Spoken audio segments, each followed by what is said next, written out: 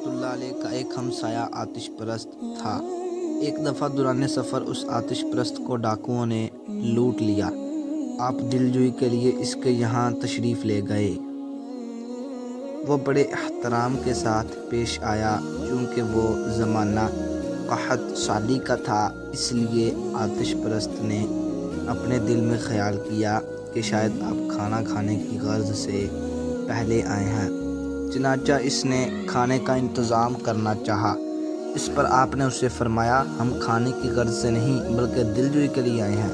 اس پر آتش پرست نے جواب میں عرض کیا، میرا مال لٹ گیا، لیکن 3 چیزیں لائق شکر ہیں۔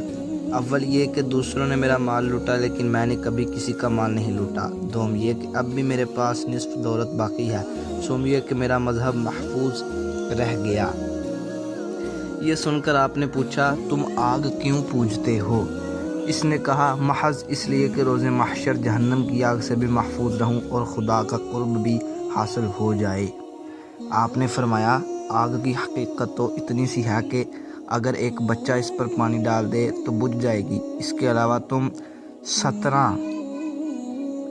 سال سے آگ پوج رہے ہو، لیکن آج تک اس نے تمہارے ساتھ کیا حسن سلوک کیا کہ جس کی بنا پر تم قیامت کے روز سے بہتری کی توقع رکھتے ہو؟ آپ کے اس قول سے متاثر ہو کر اس نے عرض کیا، اگر آپ میرے 4 سوالوں کا جواب دے دیں تو میں آپ کے دین پر ایمان لا سکتا ہوں۔ اول، خدا نے مخلوق کو کیوں تخلیق کیا؟